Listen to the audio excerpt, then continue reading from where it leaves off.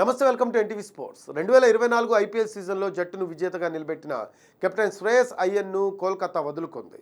దీంతో ఈ సీజన్కు సీనియర్ ఆటగాడు రహానేకు సారథ్య బాధ్యతలు అప్పగించింది. అయితే తొలుత వెంకటేష్ అయ్యర్కు జట్టు పగ్గాలు అప్పగిస్తారని వార్తలు వచ్చినప్పటికీ అనుభవం దృష్ట్యా చివరికి రహానే వైపు మొగ్గు చూపింది. ఈ నిర్ణయంపై పలువురు మాజీలు స్పందిస్తున్నారు.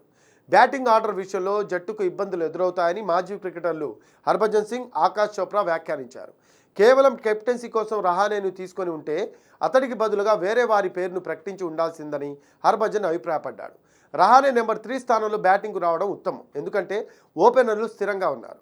రహానేను కేవలం సారథ్య బాధ్యతల కోసమే ఎంపిక చేసి ఉంటే అందుకోసం సునీల్ నరైన్, వెంకటేష్ అయ్యర్, రస్సెల్ లాంటి వారిని ప్రకటించి ఉండాల్సింది అని సూచించాడు.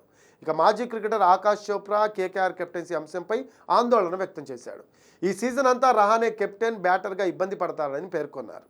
ఈ నిర్ణయం తీసుకోవడం వెనుక ఉన్న కారణాన్ని తాను అర్థం చేసుకున్నప్పటికీ రహానే బ్యాటర్గా విఫలమైతే అది జట్టుపై ప్రతికూల ప్రభావం చూపిస్తుందని హెచ్చరించాడు.